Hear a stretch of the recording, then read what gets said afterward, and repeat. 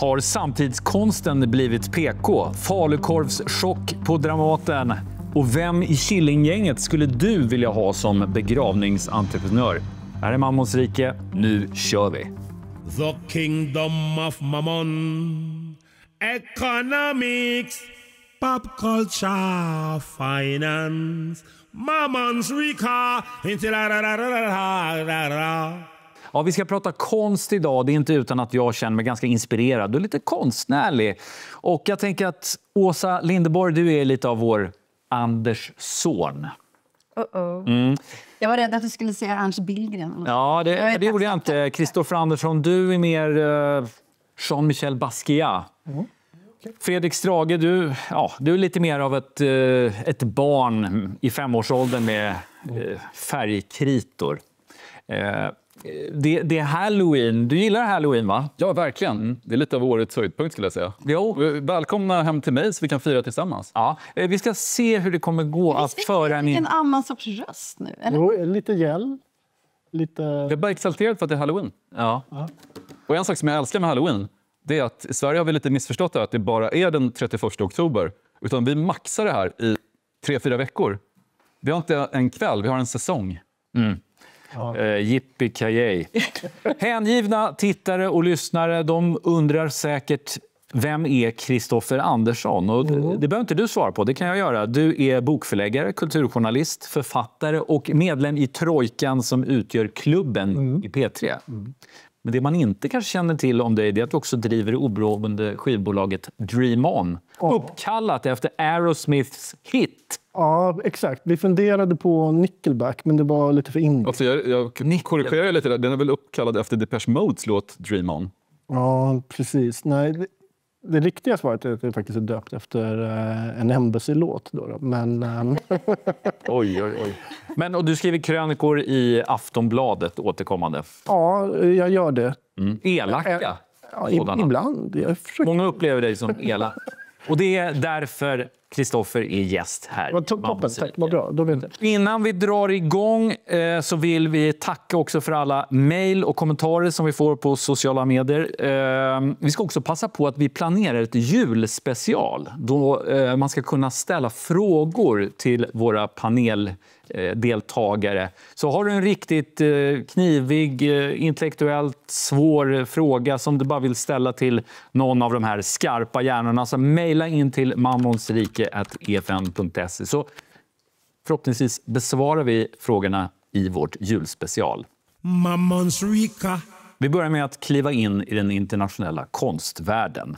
Där har det nämligen blåst upp, det kanske inte storm, i alla fall debatt efter att konstkritikern Dean Kissick skrivit en essä i Harper's Magazine där han i princip sågar hela den samtida konstscenen jäms med fotknölarna.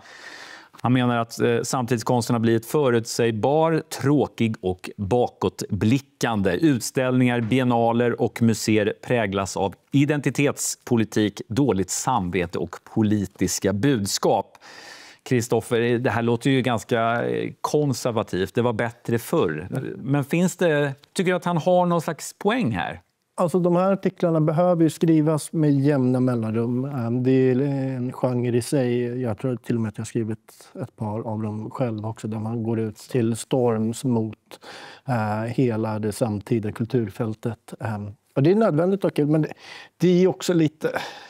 Jag blir lite trött på det här. Känslan är ju att killen har gått till biennalen i Venedig, sett ordet Gaza och börjat liksom vråla av ilska. Det första som har hänt. Jag var på den biennalen och det är inte riktigt mitt minne av den. Jag tyckte att de var ganska... Det var högt och lågt så att säga. Men jag kände inte att det var någon åsiktspolis direkt som stod och bankade med huvudet rakt igenom. Nej. Vi ska säga att Dean Kissick har fått visst medhåll här i Sverige. Bland annat Sveriges Radios Mårten Andrén som i en intervju med Svenska Dagbladet säger att citat, allt följer en viss ideologisk mall. Slutcitat. Åsa, vad är det för ideologisk mall han talar om, tror du? Mårten Andrén. Det är den här postkoloniala och identitetspolitiska mallen att man ska lyfta fram minoriteter och de förtryckta. Och jag, till skillnad från Kristoffer så är jag ju trött på det här. Jag tycker att jag blir föreläsad för, uppfostrad. Och det gäller i litteraturen, det gäller teatern och det gäller i konsten. Så konsten är ett undantag? Nej, och jag är också väldigt trött på att man i första hand ska inta en position.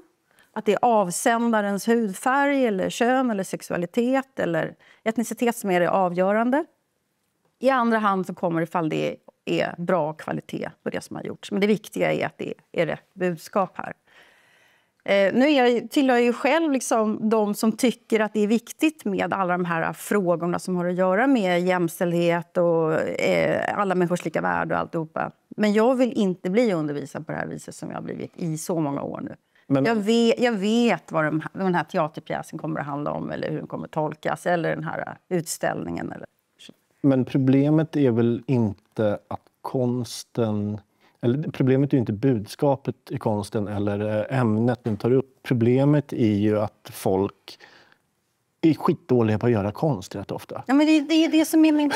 Låt säga att det är lite som är Kisiks poäng här. Ja, om det var högkvalitativt så spelar det ju ingen roll egentligen. Då är ju frågan ointressant för det här är bra konst. Men om det är så att jag ska tycka att det här är bra och viktigt bara för att konstnären är svart eller kvinna, whatever. Då följer inte jag med. Men kan det inte vara så att den mättnaden faktiskt liksom kommer lite på köpet? Vi säger att en imaginär Åsa stiger in på den här biennalen i fjol och så ser du de här konstverken och din ryggmärgsreflex eftersom du är trött på det känner att jag pallar inte det här en gång till. Så att du faktiskt inte tar till dig den heller för vad den är utan det kommer med... Så kan det vara. Men varför blir jag trött? Jo, därför att det är samma postkoloniala budskap. Så fort jag går in på en utställning eller går in i en teatersalong. Och det är bara så man får pengar också. Det är bara så man får resurser till att skapa just nu. Och det är ju det här som gör att man inte kan säga att de är underdog längre. Att det är normkreativt. För det här är normen och de är allt annat än underdogs. Jag tycker det är intressant att Kisik jämför den här utvecklingen med hur det ser ut i Hollywood. Där man bara satsar på nyinspelningar eller prequels eller olika typer av reboots. Han jämför Hollywood med konstvärlden och hur väldigt många konstnärer jobbar på att återskapa gammal konst på ett nytt sätt. Då man, precis som i Hollywood, gör en gender flip som man säger. Man byter könen på dem, man byter etniciteten på människorna på bilderna. Och han saknar något som skildrar nutiden. Att det blir ett frossande i gammal konst. Det låter ju på något sätt nästan på gränsen som någon slags revisionism. Att man liksom man går tillbaka men man ska se mer rättvis ut. Revisionism är det finaste som finns dock. Jaha, det tycker jag. Men jag håller med dig där om man använder revisionism som det ska göras från början. Nej, att man tänker att man slår sönder allt och börjar om från början. Och inte bara putsar på gamla monument. Eller så det är jag helt med. Om man använder ord. Han skriver också om hur... Inte i det här fallet. Ja. Förr i tiden väldigt modern konst. Om man frågade inne på ett galleri, vad betyder det här? Då fick man ofta från galleristen svaret, vad känner du för det här verket? Vad får det här dig att känna? Det var standardsvaret från alla som älskade modern konst. Nu är det ganska tydligt att svaret blir istället, så här ska du känna. Så här, det här är rätt tolkning av verket. Precis. Det handlar om orättvisor, det handlar om att inta ett postkolonialt perspektiv. Så man begränsar antalet tolkningsmöjligheter kraftigt enligt den här artikeln. Men i så fall kanske problemet inte är konstnärerna utan kuratorerna och den enorma marknadsavdelningen som står och bankar den i huvudet med budskapet. Konstnären står ju faktiskt inte där alltid och undervisar. Vi har ju konsthögskolor där du blir rekryterad som professor ifall du har ett särskilt perspektiv. Det står i arbetsbeskrivningen. Så det är klart att det här är liksom cementerade strukturer. Och jag kan ju teater och litteratur bättre än jag kan konst. Men ska du sätta upp en teaterpjäs eller göra en film i Sverige, pratar vi om Sverige, så då var du tvungen att liksom säga vi har ett mångfaldsperspektiv, vi har ett genusperspektiv, vi har det här klimatperspektiv, bla bla bla, alltihopa det där. Så är det inte längre dock. Nej, så är det inte längre. Men det var så väldigt länge. Vilket gjorde att i alla fall jag slutade gå och se svensk film. För jag vill inte ha den här... Men är det lägre tak i konstvärlden? Ja, men alltså jag sitter ju faktiskt och gör olika ansökningar till bland annat Kulturrådet och sånt mer eller mindre dagligdags.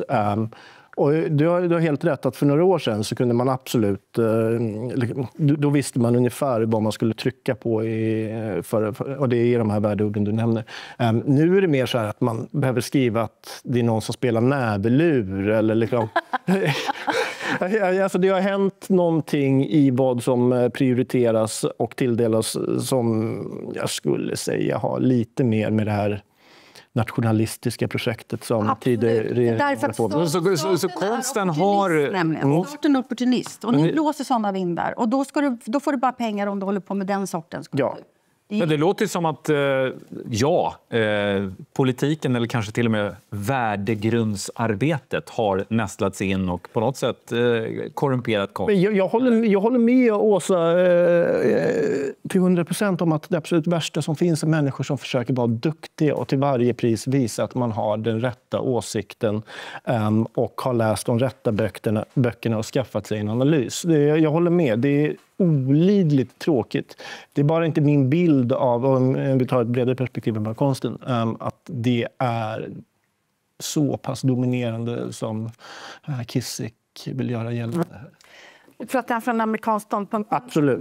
Men om vi tar då nyrenoveringen av Nationalmuseum för så himla länge sedan. Apropå Zorn. Vad de gjorde då med Zorn där, det var att de skrev upp så här varningstexter. Alltså att man ska inte hemfalla i den här nationalkonservativa yran, ungefär så. Jag tror du menar att det här var en kvinna som har objektifierats, att man ska tänka på det. Nej, det minns jag inte att det var. Men det var liksom, titta på det här, men ha rätt glasögon. Ha rätt glasögon på. Mm. Det är alltså Statens museum som gör på det viset. Och jag blir helt vansinnig. Jag undrar om det där är ett svenskt fenomen. Eller utrustar man såna här verk med varningstexter i Italien, Frankrike, USA? Nej, inte där. Ja, men i USA gör man det. Jag var skeptisk till den här artikeln först. För jag tycker väldigt ofta att jag läser texter om att man får inte säga vad man vill längre. Allt är så PK. Och då tänker jag alltid, men säg något istället. Skapa politiskt inkorrekt konst. Ungefär som när Bret Easton Ellis skrev den här boken White, där han klagar på den här utvecklingen. Och då tänkte jag, bara skriv en roman. Sen skriver han ju The Shards. Som definitivt gick över massa gränser och var helt tokig. Men det är så få som gör det. Fast jag vet inte hur många gränser den gick över. Men det var ju en riktig... Ja, men det var en ganska brutal bok. Det var inte... Så jag uppskattar att slutorden i hans text blir någonstans stop making sense. Sluta vara så begriplig hela tiden. Det finns en anledning att konst måste förstås av alla eller ens vara förnuftig. Eller betyda samma sak för alla. Nej. Ja, här sitter vi och pratar konst. Men vad tycker egentligen mannen och kvinnan ute på gatan? Jag gick ut och ställde frågan. Tycker om den nutida konsten? Det beror på vad man menar. Det är så generellt begrepp liksom. Du ser mer ut som du föredrar klassisk konst. Nej då. Ni går här och diskuterar nutida konst, eller hur? Nej. Du kommer precis från Moderna Museet, ser det ut som. Det skulle man kunna tro. Jag förstår att du tänker så, men svaret är nej. Det gör jag inte. Men är ni liksom konstkonsumenter, skulle du säga? Ja.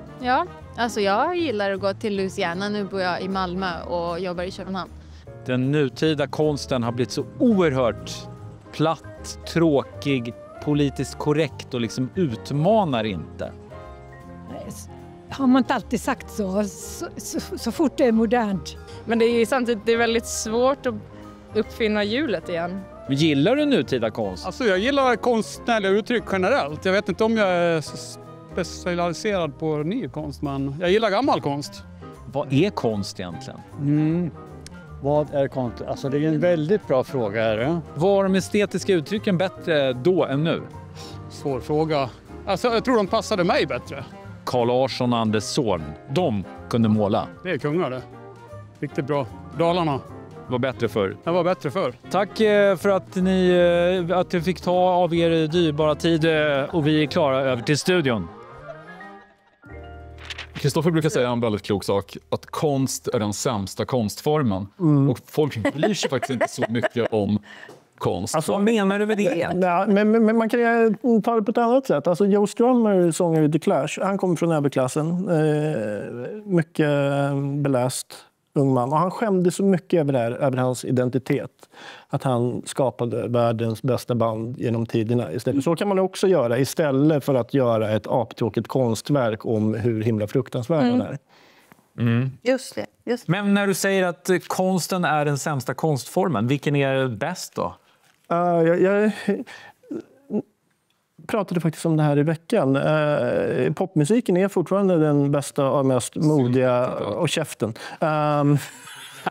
Konstformen vi har att göra med, av det enkla skälet att den sänker trösklarna och är tillgänglig för alla. Jag upplever inte att biennalen för Venedig är tillgänglig för alla. Jag upplever inte ens att litteraturen är tillgänglig för alla. Den kanske borde vara det, men det är den inte. Så bra konst måste vara tillgänglig? Men Rosalias nya singel, kolla den. 2:39 minuter tillsammans med Björk. Det är bättre än allting som visades på biennalen både i år och i fjol. Keep watching the kingdom of Mammon. Keep watching the kingdom of Mammon. Det skulle kunna ha varit ett ironiskt spratt eller absurdistiskt konstprojekt, men allt tyder på att det är sanning. Martin Luuk, manusförfattare och medlem i humorkollektivet Killinggänget, har skaffat sig ett hederligt 9-5-jobb som begravningsrådgivare. Fredrik, varför är det här så uppseendeväckande? För att bland det roligaste kanske det roligaste Killinggänget någonsin gjorde var en fejkad sajt åt begravningsentreprenören Fonus under rubriken "Vi är störst inom döden", som de lanserade 2001 och sen stämdes av Fonus på grund av. Och på den sajten kunde man gå in och välja. Man kunde välja en kista i nougat. Man kunde samla Eurofonus-poäng. Barnen kunde gå med i Fonus Kids. De fick chansen att leka med löv och väldigt gamla människor. Och de erbjöd även att man kunde få, helt kostnadsfritt kunde man få arslet rakat för jordfästningen. Att en person som var med om att skapa det här numera är begravningsentreprenör på riktigt. Det är lite som om Samuel Frölers skärgårdsdoktor skulle kliva in på SÖS och börja skära i folk på kirurgen. Ja. Så jag är fascinerad. Ja, det är fascinerande. Jag är väldigt dubbelt. Å ena sidan 50% av mig känner att total förvåning. 50% känner jag har flera i min bekantskapskrets som liksom har sadlat om och börjat jobba med begravningar. Men om man kan se Martin Luuk och vad han har gjort genom åren, så är det väl liksom, som Erik Fichtelius brukade säga, rätt in i målgruppen att han nu är begravningsentreprenör. Det känns liksom väldigt också in character för honom. Så du är inte förvånad? Nej, han är ju vår egen Lawrence i det brittiska bandet Felt. En väldigt... Lawrence Berger. Han är vår egen Lawrence Berger. Lawrence Berger, ja, precis. Nej. Det är ingenting Jonas gör. Ja, nej, en kuf som springer runt och samlar på halspastiller, ungefär så. Okay. Och Martin Luuk är väl vår svenska motsvarighet till det. Men är inte ordet begravningsentreprenör väldigt obehagligt? Jo, samtidigt måste jag rätta mig själv där. För att han titulerar sig inte begravningsentreprenör. Begravningskapitalist. Begravningsrådgivare. Begravningsstarter. Entreprenören är väl det är liksom själva firman. Jo, fast begravningsentreprenörer hette begravningsentreprenörer långt innan alla skulle kalla sig själva för entreprenörer. Ja. Så back in the days, man hörde ordet entreprenör, tänkte man snarare på en begravningsentreprenör än på någon som satt på... Som sitter i draknästet. Klockan klämtar för Bianca Ingrosso, eller åtminstone för hennes klockor, efter att ha anklagats för plagiat av inga mindre än lyxkonglomeratet Cartier, så drar nu Ingrossos företag Annie Jewels tillbaka sina klockor. Företagets vd Camilla Tullberg Wängholm säger till Aftonbladet att citat, "Vi har full respekt för att media granskar, men ibland går tempot i nyhetsflödet så snabbt att nyanserna försvinner." Kristoffer, det är alltså mediernas fel att Any Jewels kopierat en av världens mest kända klockmodeller. Det är så kul med skarp mediekritik. Framförallt. Det är grymt. Man blir glad varje gång det händer. Och att skälla från Cartier, jag vet inte, det är som att skälla från Putin eller någonting. Alltså det är väl inget att bli upprörd över. Plus att Cartier har varit så mycket i Sverige senaste halvåret. De hade sin stora utställning ute i Nacka här i våras. Jag tycker att det är roligt i den här artikeln att de säger att de lägger de här planerna på is för att det här handlar om glädje. Och det är liksom, jag trodde att man startade ett företag för att tjäna pengar, inte för att man var glad. Men det var liksom så här, Volvo ska börja göra bilar när de är på bra humör. Eller jag fattar liksom inte, vad är poängen? Förra helgen riktades världens ögon mot Grand Prix-tävlingen i isdans som genomfördes i kinesiska Chongqing. Nej, jag bara skojar. Men tävlingen väckte faktiskt en hel del uppmärksamhet eftersom 2 kinesiska tävlande satt och gullade med en leksakskudde utformad som den ballistiska missilen DF-61. Och ni som nu lyssnar på Spotify, ni kan se en bild på leksaken i appen nu. Skrämmande enligt vissa, men är inte det här ett typiskt exempel på sund nationalism, alltså en stolthet över närproducerade produkter? Jag tänker, vore det inte kul om Armand Duplantis till exempel vinkade till tv-publiken med en mjukisversion av, säg robotsystem 15 eller JAS 39 Gripen? Det kommer ju snart att ske, tror jag. Det är 100%. Det är inte så långt ifrån. Det är inte långt bort. Nej, det tror jag inte. Jag tycker det känns logiskt att kärnvapen avbildas som gosedjur. Eftersom kärnvapen ger oss i viss mån trygghet. Just garantin om ömsesidig total förstörelse är det som gör att vi inte har fått ett tredje världskrig. Oj, Fredrik, så skickar in Åsa. Kärnvapen blir en sorts liksom, snuttefilt för oss.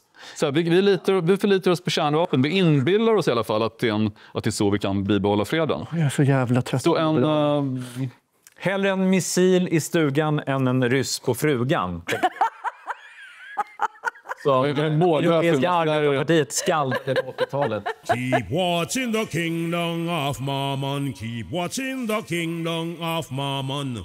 Porrindustrin i världen beräknas omsätta 100 miljarder dollar årligen. Det är svårt att få en exakt siffra på de här beloppen. Det är dåligt med årsrapporter. Eller... Varför är det svårt att få det? Det är väl ändå bolag? De rapporterar som andra. Men jag tänker mer... Nu är inte du ekonomijournalist. Och Nej, det hör det. Men så här att när vi tittar på hela branscher, vi ekonomijournalister. Ja, det är porr som kategori. Då brukar vi gå till branschförbund eller internationella sammanslutningar, Svenskt näringsliv eller fackförbund för det här. Men det är dåligt med sånt inom porrbranschen. Så därför, sen kan man ju såklart, om man är en ambitiös ekonomijournalist, vilket jag inte är, att man skulle kunna sätta sig och gå igenom alla de stora koncernerna. Men det var inte dit vi skulle komma här. Han säger håll käften till Fredrik Strage och nu har han uppnått som programledaren.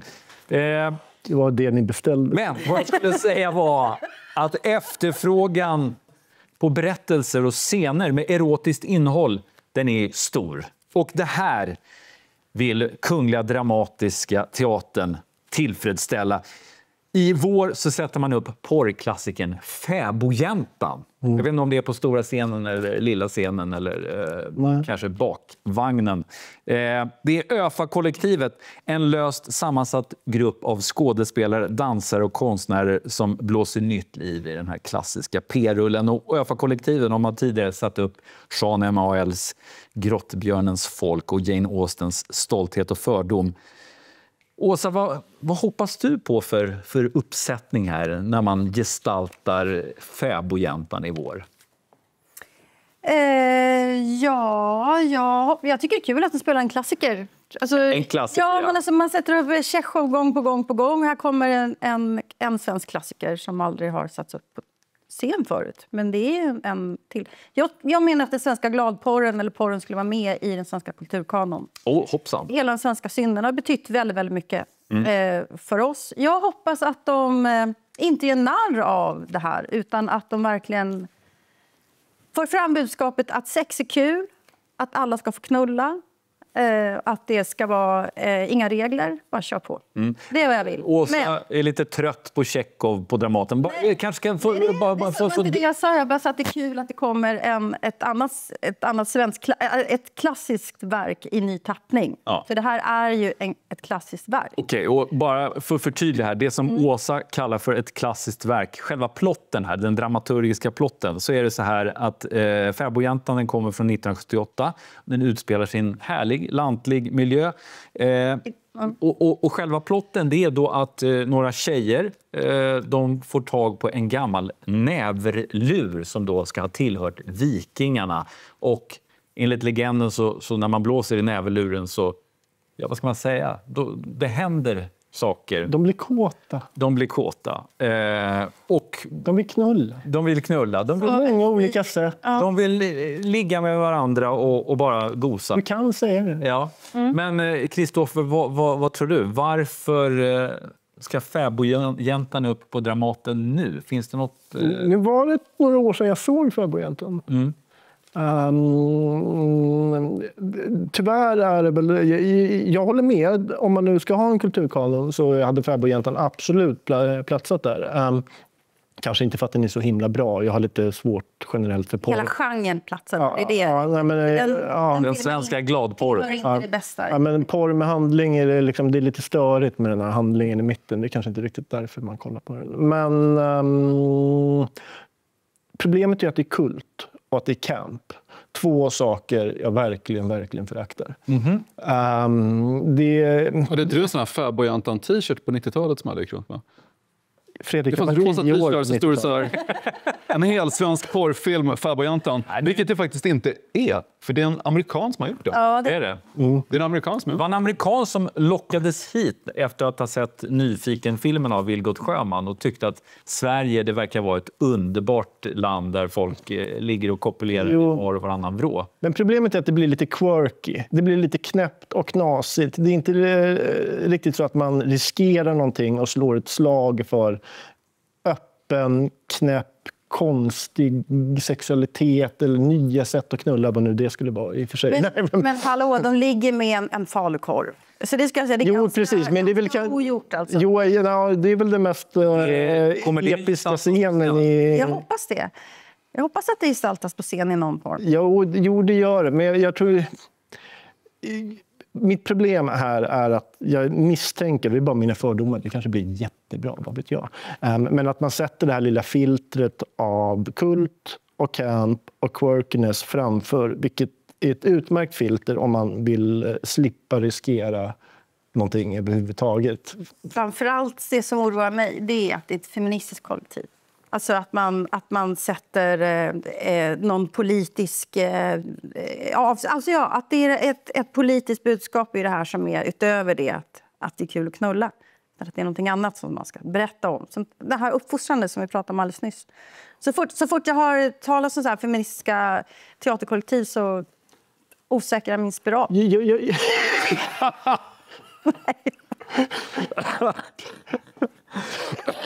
my God. Men går det att ta upp ett sånt här ämne eller att gestalta, omtolka en porrfilm utan att anlägga ett feministiskt perspektiv?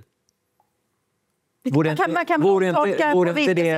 inte det totalt yrkesfel? Ja, men det är väl intressant att ta reda på vad hände med kvinnan som spelade huvudrollen i originalfilmen? Hon är sjuksyra.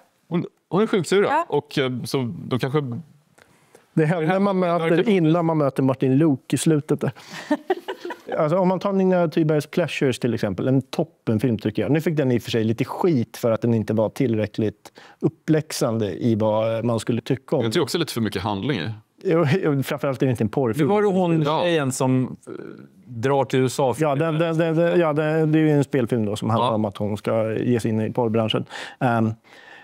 Den har ju inte den här uppfordrande föreläsningen i vad man ska tycka om den. Min poäng var att jag tycker att din fråga var lite insinuant.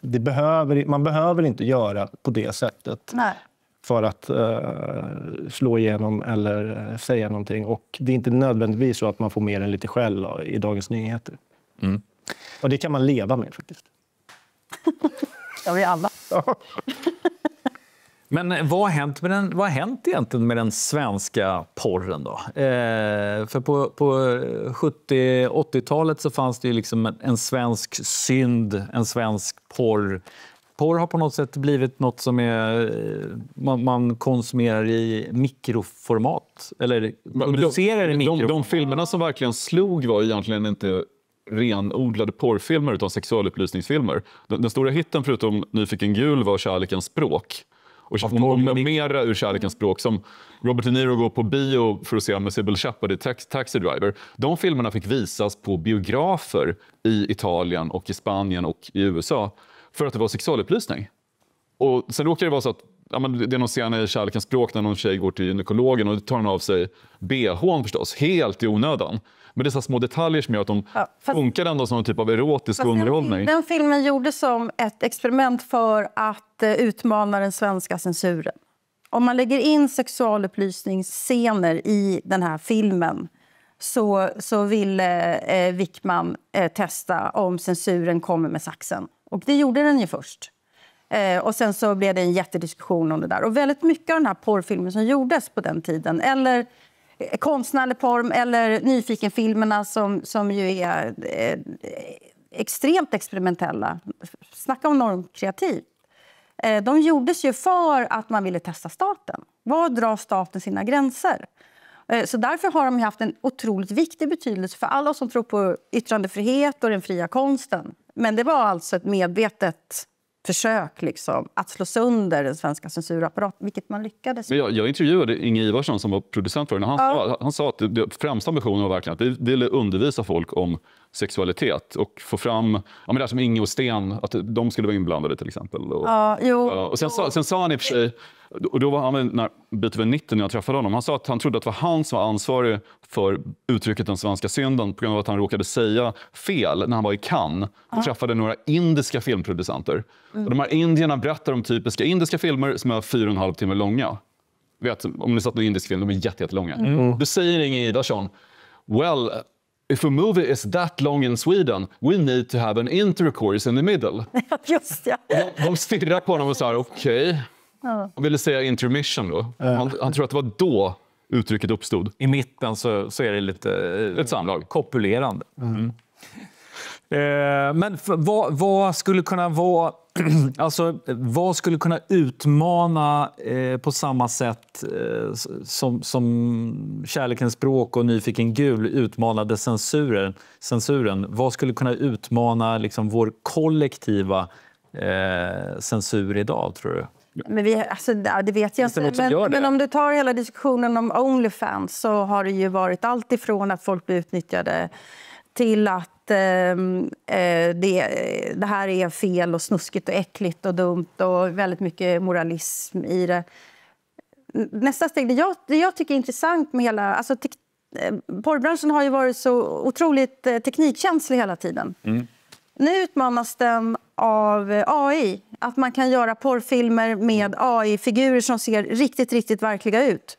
Och då är frågan, kommer de som idag hatar porr därför att det förtrycker kvinnor eller för att kvinnor utnyttjas och blir exploaterade, kommer de att vara emot den genren också, trots att det bara är AI som har gjort det, undrar jag. Är det inte så att man i grund och botten ofta är väldigt sipp och moralkonservativ? Jag tycker att det ska bli intressant att se hur debatten om porren tar sig vidare utifrån att det är AI bara som gör det här. Ja, problemet är väl att göra AI sexig. Inte för att det är så mycket porr, det är sexigt heller, kommer jag på. Men så här. Jag tror att porr... Alltså, man får faktiskt tycka två saker. Man kan tycka att porr är problematiskt, som det brukar heta. Man kan tycka att det är könskonserverande och så vidare. Man kan tycka att det får folk att göra saker de inte hade ställt upp det. Samtidigt som man kan tycka att det är ganska kul. Man kan tycka båda de sakerna. Jag tror att vi ändå är överens om att vi är emot porr, men vi är för erotik. Men kommer vi gå och se Fäbodjäntan på Dramaten? Om den är erotisk. Bara om den är erotisk. Sensuell. Men om Nu citerar han spermaharen igen. Ja, precis. Grejen är att originalet Fäbodjäntan är inte särskilt erotisk och definitivt inte sensuell. Nej. Men den kan bli. Det är kanske är därför vi inte har sett Det den. är inte så jättemycket dialog i den heller. Så där måste de nog skriva på lite där till det ska upp på scen. Spännande tycker jag. Men kommer du gå och se den? Ja, absolut. Självklart. Kristoffer? Alltså mina få Dramatenbesök lägger jag nog kanske hellre på Tjechov. Chuck. Chuck, ja. Tjechov och Chuck, det behövs. Tjechov. Shop och Sally. Bing, bing, bing, bing, bing, bing, bing, bing, bing. En uttömmande diskussion faktiskt har vi haft här idag. Men jag tänker inte släppa iväg er och upplösa vår illustra samling utan att ni lämnar era köp- eller säljrekommendationer. Kristoffer Andersson, du får börja. Blir det köp eller sälj för dig? Ja, men jag tänkte väl börja med att sälja. Jag såg att Robin ska komma med ett nytt album. Det tycker jag att det är bäst att vi säljer innan det har kommit ut. Oj! Ja. Utan att ha lyssnat på det? Ja. Jag uppskattade i och för sig Robins senaste album mest för att Fredrik hatade det för att det inte Just tillräckligt. det är en skiva som inte innehåller några hits utan väldigt så småtråkiga att lyssna på. Man frågar sig efter varför lyssnar jag ens på det här. Men den skivan är verkligen sämre än Body Talk med alla klassikerna som man lyssnar på flera gånger i veckan. Framförallt, Men det blev inte det, utan det blev... Nej, det blir en sälj på den. Jag tycker... Sen P3 också satte Robin som etta på den här listan över de 300 bästa låtarna sen P3s födelse, så känner jag att Sverige måste gå vidare för det här. Vi kan inte återvinna även henne.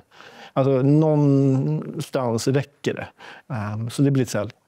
Åsa, köp eller sälj? Nej, men jag säljer, det har gått lite under radarn här, så det är några dagar gammalt, men eftersom ingen har pratat om det så vill jag gärna göra det, nämligen detta att inför Moderaternas stämma i Västerås, därifrån jag kommer, förra veckan, ingen känd moderat. så låg det ett förslag att man ska förbjuda möjligheten att tjäna pengar på gangsterrap när den handlar om riktiga kriminalfall, eller hur man ska uttrycka det på moderatska.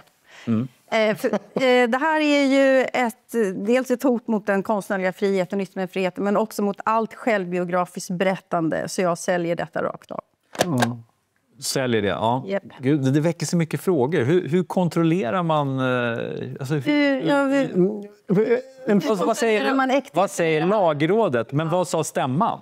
Röstar man igenom det här förslaget? Det har jag faktiskt inte tagit reda på. Då kan jag säga till våra tittare och lyssnare att jag tar reda på det. Vi återkommer om det. Hur många omfattas? Den som gjorde mastern av inspelningen, ska den få lämna tillbaka pengarna också? Jag säger det. Det väcker så mycket frågor. Nästan en filosofisk debatt. Anton Tjechov hade inte haft en chans idag. Fredrik Strage, köp eller sälj. Du har köpt en Halloween-utstyrsel. Du har köpt vad säger man? Någon slags kittel här. Det är en riktig häxkittel. Men blir det köp eller sälj i liksom mammon? Jag tänkte köpa det jag köpte det här för. Jag tänkte köpa kontanter. I veckan kom en undersökning ifrån analysföretaget Insight Intelligence, alltså den, som påstår att Sverige har blivit ett kontantlöst samhälle. Kontanter knappt existerar längre. Det visar sig också att det är fler som litar på betalappar i mobiltelefonen än på faktiska kontanter. 87% har förtroende för betalappar medan bara 72% har förtroende för kontanter. Och det här tycker jag är deppigt och en säkerhetsrisk. Verkligen. För några år sedan så slutade Coop här i mitt kvarter att fungera. Det var den här superhackerattacken mot alla Coop-butiker. Och de var tvungna att stå utanför och dela ut mat. Vi kommer att kollapsa som samhälle om vi inte har några alternativ. Mer cash. Ja. Därför borde vi lyssna mer på gangsterrap som är den mest kontantromantiska genren. Just det. Där de alltid kommer att behöva kontanter till sina musikvideor. Också det som kanske är lite problemet där, att det är bara kriminella idag som använder kontanter. Kriminella och pensionärer. Det är det verkligen inte. Och hela svenska krognäringen skulle gå under om man inte kunde dricksa med lite cash. Man kan det var fint att du återigen drar en lans för det kontantfyllda samhället. Ja, glöm nu inte bort att skicka in era frågor till vårt julspecial på mammonsrike@efn.se. Och glöm heller inte bort att prenumerera, följa, dela, likea. Allt vad ni vill i sociala kanaler. Se om det här avsnittet så vi får fler spelningar. Jag gör inte det. Det blir jättebra. Men nu ser vi i alla fall, vi som sitter här, tack och adjö. Hej då. This is the end and we will be back. The kingdom of Mammon. Du lyssnar på en produktion från EFN.